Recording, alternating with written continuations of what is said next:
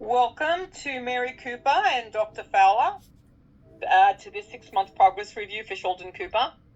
I am Jane Grivas. I am the current behaviour consultant on the case, and this is Layla Doe, the Registered Behaviour Technician, or RBT, and whom I'm sure you are now very familiar with her role within the behavioural program. So, as you well know, Sheldon is a young man of 27. He is currently employed by Caltech, and he is employed as a theoretical physicist who also teaches about his area of specialty for string theory. So Sheldon and I have met on a prior occasion, in fact 2 days ago, and he also reviewed the information that I'm about to present and has consented to sharing this progress data with you, since you are the primary parties responsible for the initiation of the therapeutic process, with Sheldon's consent, of course. I want to emphasize that the therapeutic process and all the interventions and strategies that are implemented is guided by the Code of Ethics as issued by the Behavior Analyst Certification Board, or BACB. It has been imperative that Sheldon has consented to any sharing of information, as well as to any changes made to the program by the clinical team. Sheldon has also been provided with frequent opportunities to express any of his suggestions or concerns or questions he may have had throughout the 6-month authorization period. Now, as you know, the RBT, Layla, has been working with Sheldon, and this has occurred twice a week on average in accordance with the HIPAA laws for Sheldon's privacy. And due to the sensitive nature of this case, therapeutic services were only provided in the community, such as, let's say, Sheldon's workplace, with the expressed permission of Sheldon himself and at his sole discretion. So, excuse me. Initially, Mary and Dr. Cooper expressed that the primary target behaviors of concern for Sheldon had been his rigid or inflexible behavior, also known as rigidity, and his awkward social skills across all settings. So we determined via various assessments and observations that coincidentally, Sheldon's rigidity and social skill deficits both serve to gain attention from his peers, colleagues, and other individuals, and secondarily, also as an escape mechanism from any aversive events or situations. It has been the wish of Sheldon's mother and fiancé that due to the upcoming nuptials and consequent increased need for social interactions with family members, colleagues, and friends, that Sheldon acquire replacement behaviors which will aid him in his new chapter of his married life. And by the way, congratulations to both Sheldon and Amy on their recent engagement. So let's advance to slide 2. There we go. Nope. There, that's what we want.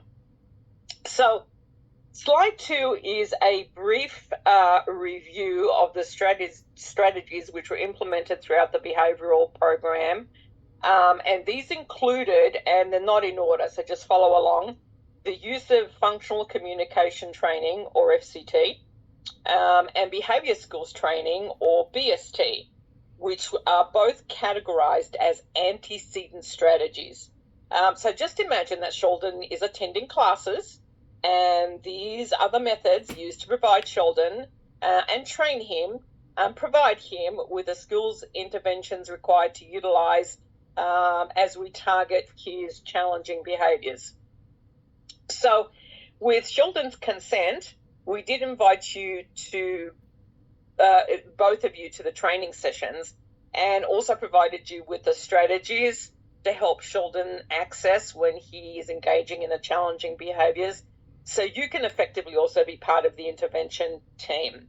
Now, the clinical team, Layla and myself, chose incidental teaching as a method with the goal to implement the treatment in Sheldon's natural environment of the home, the community, the workplace, rather than a contrived setting, as he preferred a natural setting as well, to use the naturally occurring reinforcers and motivators in the natural setting. So since we had determined that one of the functions of the challenging behavior was to gain the attention from others, the clinical team initially used a strategy called non-contingent reinforcement, or NCR, which delivers social attention on a non-contingent basis, which means that Sheldon doesn't have to earn the attention in any way in order to eliminate the need for it, so he doesn't intentionally engage in those challenging behaviors to gain access to it. This is also considered an antecedent strategy. Now, one of the other consequence-based interventions, or a consequence-based intervention, is something called differential reinforcement of other behavior, or DRO, which reinforces other appropriate behavior, which Sheldon will utilize instead of the challenging behaviors. And he then receives points and praise and other good things for his point program, and that is tied into the last consequence-based strategy, which is also known as the response cost. Now, this was the most successful strategy as it used Sheldon's input as to what he considered was appropriate in terms of items or activities which he would earn when he earned points for engaging in flexible behavior and appropriate social interactions with both his peers and family members. So there were, however, also times when Sheldon did not engage in those replacement behaviors, and the team did in fact remove points from the point program, which was not viewed favorably by Sheldon, as you can imagine, but he did abide by the predetermined criteria which were initially set up by him in conjunction with the clinical team. So advancing to the next slide. So this is titled Treatment Integrity Data, or something called IOA, which is Inter-Observer Agreement is the full title. So this slide illustrates the method of the Inter-Observer Observation Scoring Agreement. This is data that was collected simultaneously by both the BC and the RBT over the first 2 weeks, so we could align our data collection and so that we were accurately recording the same data as observed in real time. This served to ensure the accuracy of the data collection process, and it was determined that 90% was the target of IOA, and was conducted initially 3 times in the first 2 weeks, so we could reach that 90% agreement rate, and then weekly to keep the treatment integrity percentage level, and then once a month over the next 4 months. Now, the scoring's a little bit complicated, but I just want to give you a bit of an overview. The IOA was scored on the total count method, which is considered the simplest and most convenient way of scoring. It's not as accurate as something called the exact count per interval method. However, since we are both experienced, Layla and I have worked together extensively in the past, we were pretty confident that our data collection was synced, as you can see in the scoring data in the graph.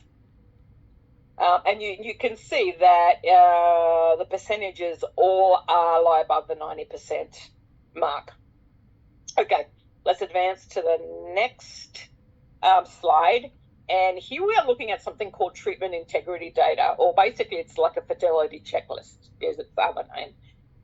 So in order to maintain the integrity of the behavioral program in terms of how it was implemented by the RBT and the BSC, over the 6-month span of treatment, a fidelity checklist was completed to ensure that all the components of the behavioral plan were executed with integrity. Now, the checklist includes 12 steps to be completed at every session, although there were times when this was hindered by some unforeseen event, but this was subsequently documented in the notes. The clinical team decided that 80% target score was what we were aiming, or above the 80% on the fidelity checklist during the recorded sessions, and it was satisfactory. It was initially conducted once a week for a month, and then it was faded to monthly over the next 5 months. All right, we are okay. So here we're looking at 6 months worth of target data for Sheldon. So this slide graphically represents the data of the rate of the challenging behavior. So his rigid behavior and the social skills. And I just want to enlighten you that for the first few sessions of data, as you can see where that phase line is on the 24th of April, is considered baseline data. Now, theoretically, this baseline data is supposed to be steady. It's called a steady state of responding. However, you can see that it was not. It was a little bit variable, and it could have been a hindrance. However, in consultation with the RBT, we decided to go ahead and continue, as I didn't think that a steady state of data was going to be observed and recorded. You can see in the graph that the trend line shows that the challenging behavior, although fluctuating frequently, shows that is on a slow decreasing trend. Now, the data was slow to respond to treatment initially. There was an increase in the rate in the target behavior at the end of June and the beginning of July. As you can see, there's a bit of a spike there. But I confidently forecasted that this was due to Sheldon's preoccupation and excitement at the upcoming vacation that he and Amy were planning around Independence Day. I remember Sheldon being super excited and impatient with the behavioral program at that time. I think the data then shows a decreasing variable rate after that in August, where the data ends for that 6-month period. So let's look at the next slide, which then will look at the replacement behavior that we recorded for Sheldon. So remember, the replacement behavior was increased flexibility and a more convivial and socially appropriate approach by Sheldon in his interactions with family, peers, and friends. Now, the data here shows there is an initial slow rate of replacement behavior, followed by an increasing variable rate of replacement behavior from May to mid-June. Then from mid-June to mid-July, there is that decrease or that dip in the rate. And then once again, it is followed by a steady increasing rate from mid-July to the end of September. Now, the overall trend in the data shows that it is gradually increasing, which translates that Sheldon is utilizing his replacement behaviors on a more frequent basis, which is one of our objectives. So the last and final slide is, where do we go from here, or the next steps? So the next steps that the clinical team are recommending, based on the data outlined in this presentation, we think that treatment should continue to be necessary in accordance with the outcome data outlined in Sheldon's treatment plan, and which has not been met as yet. Now, the clinical team is recommending that the treatment continue for an additional 180 days following the same behavioral program based on its demonstrated efficacy. That the treatment data will be represented or presented in 6 months after further treatment to the caregivers by the clinical team, just as we have done today, for further evaluation and to determine the need for further treatment, or are we good to go and we want to titrate the services? And this is recommended based on the results at that meeting. Now, at this point, we welcome any thoughts, suggestions, or questions that you might have at this point in time. And we really sincerely thank you for entrusting us to work with both you and Sheldon. It was a pleasure. Thank you so much.